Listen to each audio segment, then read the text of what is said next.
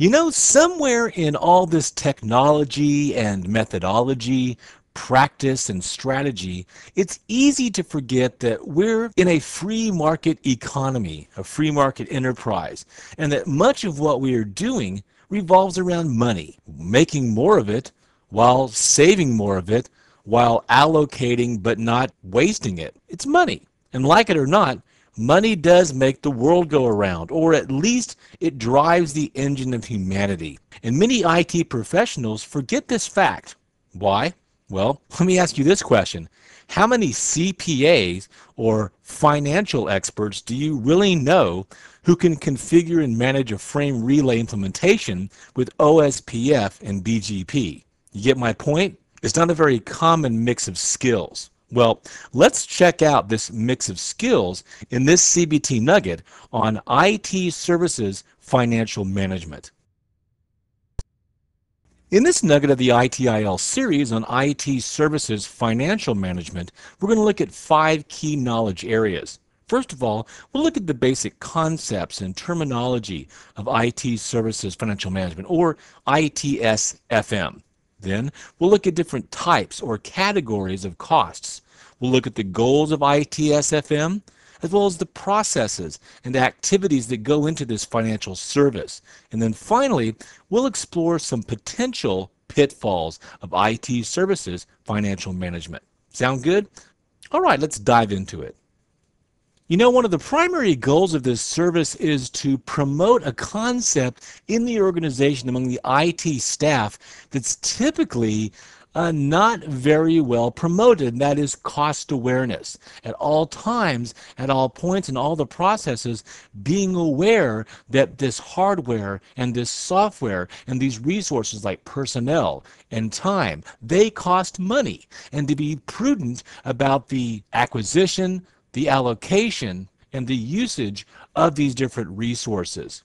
As we've learned, IT services have to address things like the quality of the service being provided to the customer or to the end user. They also have to look at the cost of these services. However, these first two things, quality of services and cost of services, can often be contradictory. For example, it may cost more money to get better hardware and to get better software and to hire better personnel to deliver the kind of quality that's expected in a service level agreement. This is a very fine balance between quality and cost. Also tied into this is customer needs. Now, typically, we can identify the customer needs early on in the process, and hopefully there's no big surprises down the line when it comes to costs. But delivering quality and doing it at a cost-effective way for the customer and for the provider can be a tricky balance. When I was a kid, I was raised by my grandparents all the way up through high school and even my first year of college. And these are people that were born out of the Depression. So money management was very important to them. You know, it really was a penny saved is a penny earned around our household. So at a very, very early age, I got put on a budget. I had a certain amount of money from my allowance. I had a certain amount of money that I would get that I would earn from cutting lawns and doing errands and chores. And I had to really budget. And what is a budget? Well, a budget's really just a list, okay? And from an IT service standpoint, we're going to list all the money that our business, our organization, or our business unit is planning on receiving, all the money it plans on paying out, and how it's going to do this over a certain specified period of time. The process of budgeting is an activity. You predict and you control the spending of money. You may actually go through a periodic negotiation cycle between these different parties, between the provider and the customer, and the provider and the user, to help you make modifications to existing budgets or to make changes to future budgeting decisions. You'll also look at a day-to-day monitoring and adjusting of your current inflow and outflow. This is the budgeting process. This is one of the basic concepts of IT financial service management. Another concept is that of accounting, and accounting can have a different meaning from an IT standpoint. For example, there's software called AAA software, authentication, authorization, and accounting. And the accounting aspect basically looks at the usage typically of, let's say, network services, and it decides when did a user, for example, start using that resource, when did they stop using that resource, and how long did they use that resource for. That's typically done for billing. When we talk about accounting here, however, we're actually talking about a service strategy process that's responsible for identifying the real costs of delivering our IT services. We're talking about real accounting, like your buddy or your girlfriend who, went to school to become an accountant and a CPA. This is actually delivering IT services, comparing these with budgeted costs, and then managing any variances from our budget. This is the literal accounting process. And so we're kind of tying this into IT services here. And more often than not, this process will not be under the umbrella of an IT specialist or a network specialist or a network admin. You will bring in an individual or individuals to be part of your team, part of your committee, maybe somebody from the finance department of your organization to help you with this process. Another key term is that of charging, okay? Charging relates to all of the things that you're going to do to actually bill your customer for the provided services. This is the actual process of kind of generating an invoice and billing the customer. This is where that other accounting process of AAA services may actually be involved. The charging process is going to determine the objectives of your charging. Okay, so in other words, what are you charging for, as well as the methods for calculating the charges. So you need to have a very powerful and effective accounting system, typically software, that's going to fulfill the needs for all this detailed accounting information, analysis, tuning, and reporting. In a nutshell, charging is simply requiring payment for your IT services. And again, for a business to manage IT service accounting, like budgeting, accounting, and charging, you might use something like Peachtree accounting software or MYOB accounting software, maybe some tool from Microsoft. There's quite a few small to medium-sized business accounting software programs out there. And of course, finally, we have what are called costs, and costs are simply the amount of money that you spend on a certain IT service. Help desk, for example, or providing firewall services. The money you spend on a certain activity, or maybe you can say, how much money does this business unit spend? That's the cost. This is your real money costs, including people's time and depreciation. All these things are basic concepts of IT services financial management. But we can't just stop there, because there's all different types of costs or categories of costs. We want to look at these and distinguish these before we go any further and look at the actual process that we're dealing with here. First of all, we have direct costs versus indirect costs. And a direct cost is basically a cost that is related exclusively or specifically to a particular IT service. For example, implementing an IP telephony service or a voice over IP solution. The actual cost of the phones and implementing those phones in your organization. Then you have what are called indirect costs. These are not specifically or uniquely tied to an IT service. This could be, things like desks and supplies, network management support services, administrative costs, like time of using a contractor or time of using a trainer, for example, indirect costs. Typically, when you're going to charge for indirect costs, you'll share the costs between the customers or the different services that the customer is using. Now, you've also got a way to look at cost in the sense of fixed costs versus variable costs. A fixed cost is going to be independent of the volume of production. For example, if you're producing widgets, okay, whether you're producing 10 widgets or 1,000 widgets or 10,000 widgets, you're going to have some basic fixed costs. Investment in hardware, investment in software, investment in the facilities. You may take into consideration things like the monthly or yearly depreciation or interest. These are fixed costs. And even if you stop producing widgets for, let's say, 2 weeks, doesn't matter, your fixed costs are still going to be there. Now, variable costs are costs which are going to change depending upon changes in production or changes in output. For example, personnel. Supplies like printer cartridges, paper, your electricity bills. These costs are variable and they're directly linked with the amount or the volume of service that you're providing. As the production volume increases, then your variable costs will also rise as well. Sometimes they'll rise proportionally, sometimes they'll rise exponentially, depending upon the product and the organization that you're in. Now, you can also look at costs as capital costs versus operational costs. This is another thing that's implemented as well. A capital cost, it looks at the purchase of an asset that's being used for long-term use, like purchasing switches and routers and network appliances, for example. And then you're going to depreciate these costs over a number of years. Maybe you buy a fleet of trucks, for example. So the costs are going to be pointing to capital cost in the form of depreciation instead of the actual purchase price. Operational costs are going to be day-to-day costs that aren't associated with an actual tangible production resource. A operational cost may be things like software maintenance contracts, for example. Licensing is a good example of an operational cost. Maybe paying insurance premiums. So you've got three different types of categories of costs here, and you need to know these for not only your ITIL experience, but for the exam. Direct costs versus indirect costs, and think of some examples from your own work experience. Fixed costs versus variable costs, and capital costs versus operational costs. Now, within these different categories, you have elements, what are called cost elements. And these cost elements are what we actually use to kind of quantify and qualify costs and to go into the budgeting decisions of financial service management. You've got a wide range of costs here.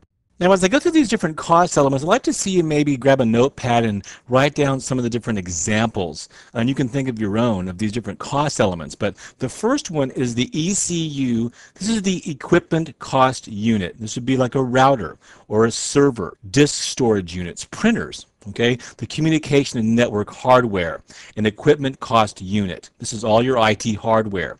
Then you have an SCU, and this is the software cost unit. This is your system software, operating systems like Windows 2003, for example, Vista, Linux, Unix, whatever you're using. Are you using transaction processing software, database management systems like SQL, for example, Oracle, application development systems, actual applications themselves, software cost unit. These are the direct costs and the indirect costs to keep your systems going. Then you have what's called an OCU. This is the organizational cost unit. This is the direct and indirect personnel cost. These can be fixed or variable. This is going to be things like salaries, bonuses, training, travel costs, expenses, paying contractors and temporary employees. Then you have what's called an ACU. This is an accommodation cost unit. This is all the indirect and direct costs that relate to housing. For example, housing and facilities. Think of facilities, computer rooms, offices, testing rooms, training rooms, air conditioning, all the things that go with your facilities. A TCU is a transfer cost unit, and a transfer cost unit is associated with goods and services that are provided by other departments. In other words, you're transferring and you're allocating internally charges between departments or business units. For example, as I mentioned earlier, in my IT department, I may need to use the resources of an accounting specialist or a CPA from the finance department. Well, perhaps they may have to bill me. Maybe I've got a legal department and they're going to bill my department for services rendered. These are transfer cost units. Finally, we have a CA, or a cost accounting. This is a cost associated with the actual financial management activities themselves, for the IT service financial management, cost accounting. Now that you have a good grasp of some of the terms and some of the definitions of costs as it relates to IT financial management, let's look at the overall goals of this particular IT service. Of course, the goals are to manage your finances properly and reduce the long-term costs. You also want to give management, IT management, the tools they need to leverage the benefits of good financial management. Determining identifying, classifying, allocating all of the different IT cost structures. IT financial management is going to declare to the stakeholders the added value of information technology and the information infrastructure. Sometimes it's hard to justify to the stakeholders or to upper management why you need to have that wireless implementation, why you need to have voice over IP, why do we need to go out and buy those new Cisco ASA 5500 devices that combine VPN services and firewalls and intrusion prevention systems. So this helps declare the added value of our expenditures. It's going to improve the total cost of ownership and the return on investment of this hardware and software. So in other words, we're going to reduce the total cost of ownership and we're going to enhance our return on investment. Those are two main goals. Also, IT financial services management forces the business or the organization to make the service levels and their costs more visible. In other words, holding you, quote unquote, accountable. Okay, making more visibility for IT outlays. You don't want things seeping through the cracks. It's going to assure senior management and the stakeholders that IT, not it, but information technology, is being well managed and that it's meeting the business needs, which is first and foremost the main goal. Remember, acquiring new hardware and software isn't just for the sake of being cutting edge or bleeding edge to feed the hunger of IT professionals. You know, systems administrators, network administrators, we always want the next best thing, the next fastest, and sometimes it's not justified. So we want to make sure that we're in line with our business needs and goals and the financial realities of our organization.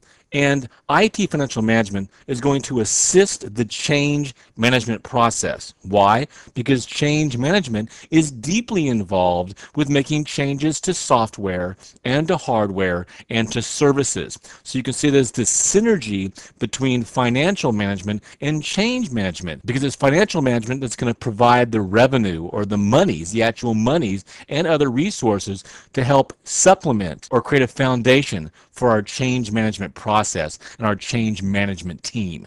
IT financial management is also referred to as cost management or cost control systems. And the goal here, you can see in this diagram how these things work together in synergy. We're working with the service level management aspect of our organization. So SLM is going to feed into IT financial management. In other words, our infrastructure needs, our IT needs, are based on the activities of our business as defined by service level management and our associated service level agreements. What this leads to, first of all, is the first phase where you have IT planning, IT budgeting, and identifying the financial objectives. All of these things work together to support the developing of an investment strategy that gives you flexibility to incorporate newer technologies, cutting edge technologies, while also meeting the bottom line business needs of your organization. You can identify the priorities in the use of our resources. Do we prioritize server needs over database needs, application servers that is? Do we prioritize network infrastructure or bandwidth over security? How do these things work together? Identifying priorities, making sure that all the cost of our IT resources are covered and within budget. And that's how this leads to accounting and cost control mechanisms. The accounting and cost control process, the decisions that we make there are going to lead to how do we charge our customers. What is the fee that we charge? What is the hourly rate that we charge? What is the cost or the pricing structure for the IT services that we provide to the user or the customer? And of course, this is feedback that goes back to the service level of management, and this information is used to formulate service level agreements and contracts with customers, vendors, and strategic partners. And within this process, we've got 4 key financial management activities that relate to IT. That is budgeting, accounting, charging, and reporting. Let's investigate each one of these actions or activities one at a time. Well, earlier I gave you a definition of what a budget is and the budgeting process, but let's talk more about the budgeting aspect of this IT financial management. Budgeting begins by identifying the main elements. What are the things that are actually limiting the growth of our company? Once you do that, you can start to allocate funds to the solutions to grow your company. It may simply be needing to have more sales. It may need to be, increasing the office space or adding new materials. It's the overall planning and managing of the financial activities of your business. And again, this is going to be a short-term and a long-term process, okay? Corporate, strategic, long-term planning from either 1 to 5 years, and then doing some tweaking every quarter, for example. But this should be a long-term financial approach. And you've got budgets for different areas, and we'll talk about this little area right here, but you've got sales and marketing budgets, you've got production budgets, you've got research and development budgets, administrative budgets, cost and investments. And again, this is all based on the type of business that you have. And realize with itil, we're not going to talk about specific processes for the sales and marketing department, okay? This is an infrastructure. This is a set of guidelines. It's a framework. So you really have to make this fit your type of business and your organization. Maybe you're just providing an online service, so the cost of production are going to be very minimalized. But your administrative costs may be high, so you want to adjust this on the type of business that you have. Now, I've kind of circled this here. There's two main types of budgeting. There's what we call incremental budgeting, and there's what we call zero-based budgeting. Incremental budgeting is basically looking at the financial figures from the previous year and using those for the basis of your new budgeting decisions, okay? You basically make adjustments to last year's figures to reflect your expected changes. So it's incremental budgeting. Zero-based budgeting, as you can probably already guess, starts with a blank slate, a clean slate, and that is what we call our zero base. You ignore the past and you take a fresh look at all of your resources and your resource needs in terms of their present costs in your present budget. You have to evaluate every expense, every existing expense, every projected expense, and decide should it be made and what should the cost be. This is a more time-consuming process, and you typically are only going to do this maybe once every 5 years. Maybe at the beginning of your strategic long-term planning process. Do this every 3 years, every 5 years, the zero-based budgeting process. You may start out with a zero-based budget and then incrementally on a annually or a semi-annually basis do the incremental budgeting. And of course, this is really where we get into this last bullet point. As an organization, you're going to decide what your budget period is going to be. For most organizations, the budget period will be based around the fiscal year or the financial year. And then you may take that fiscal budget period of a year and then subdivide it into months or quarters or 6-week windows, however you want to approach that. So that's the budgeting aspect of IT financial service management. The accounting process is made up of identifying and qualifying the costs and the expenditures of your organization, the outlays. You want to understand that the way that your costs are structured. Again, that goes back to what we talked about earlier.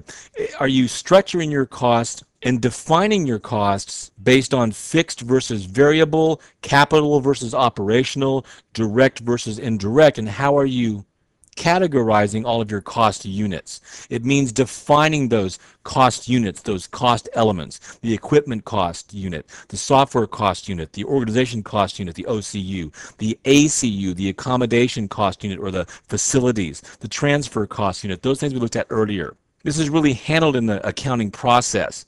And then you're going to base your cost structure on a service structure. For example, if you're a Cisco organization, Cisco has an infrastructure called the IIN. Well, you might go ahead and use that Cisco IIN infrastructure to base your cost structure upon.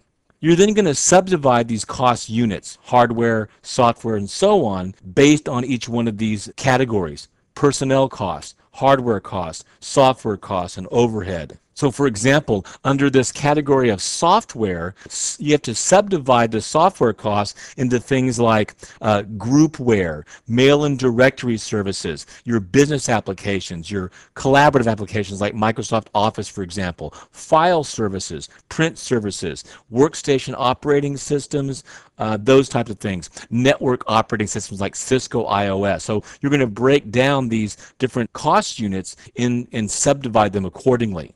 This really has to be done on a granular basis to have a proper accounting of the IT infrastructure. And then your budgets are going to be based on this cost information. It's going to be done probably annually for each cost element and each service. And again, you may initially do a zero-based system, but then you're going to, on a more regular basis, base these budgets on past analysis and growth trends.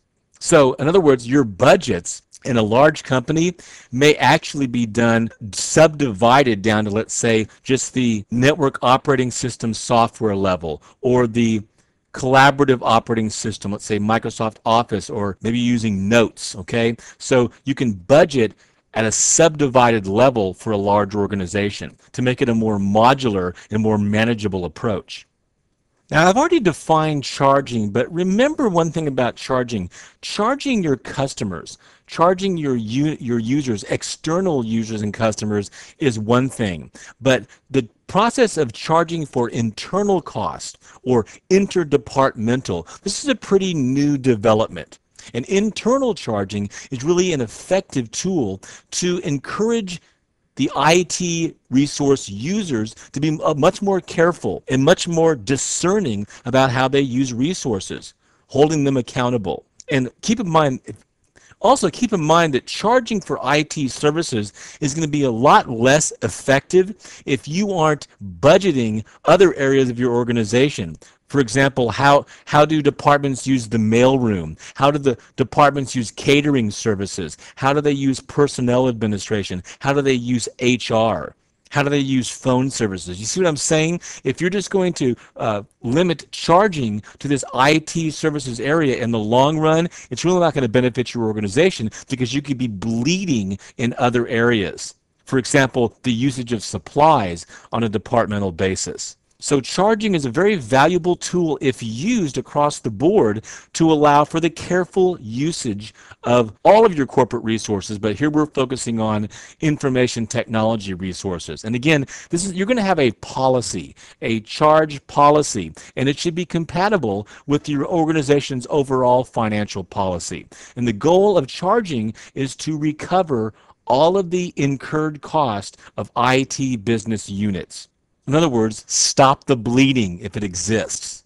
Put a Band-Aid on areas that you've got leakage, okay? So a charging policy should contain several key areas. It should have a process for communication between departments, communication vertically from managers all the way down to customers and users. Making sure that you're informing people about the methodology that's used to calculate costs on a business unit by business unit basis. A policy should also have some built-in pricing flexibility to be able to keep up with the marketplace, to be able to keep up with changes in the price of commodities, for example. You don't want to change these things on a weekly or daily basis, but you have to have some type of pricing flexibility built in to make up for market conditions or industry conditions or even times of emergency where certain costs can go up. You also want to have in your policy some mechanism for what we call notational charging. In other words, you've invoiced the cost, but they aren't necessarily paid for with the exchange of money between hands or even the exchange of resources between departments. You're invoicing it, but it's really just for the basis of doing analysis and future budgeting processes for looking at different costs in your organization to gain experience, to better understand the process, to look for mistakes in the charging system. So you see, notational charging is kind of a logical invoice without the actual exchange of money or exchange of resources. It's done mostly for the purpose of analysis and planning in the future. Now, there's a wide variety of pricing policies and elements to your pricing policy. These are some things you should probably jot down. You should know these: cost plus, going rate, target return, and negotiated contract rate. Some good terminology here. For example, cost plus is a pricing policy which is based on charging the cost incurred plus or in addition to a profit margin. For example, the cost plus a certain percentage markup, like a 30% markup. If this is furniture, it would be much higher than that. You've also got what's called going rate. This is a policy for services where there's already a price agreement in place that's been going on historically for a period of time. In other words, it's the going rate.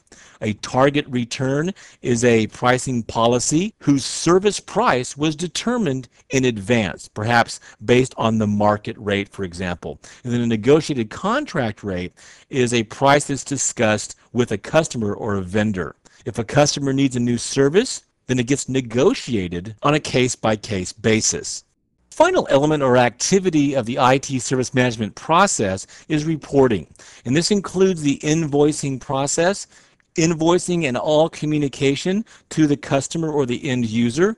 It also involves conducting regular periodic meetings with the customer, perhaps on a monthly basis. And this is all going to be under the umbrella of service level management based on service level agreements.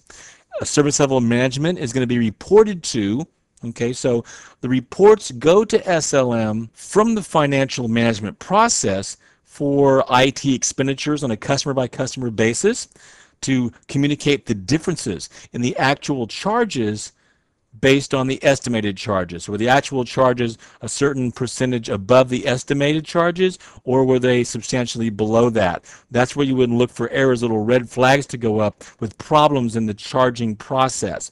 You'll also report to SLM with the different methods that are used for accounting and charging and any changes that are being made to those particular processes, those methodologies. And you'll run a report to SLM any disputes between customers based on invoices, charges, costs, and what were the solutions to those disputes. All of these things under the umbrella of IT service financial management reporting.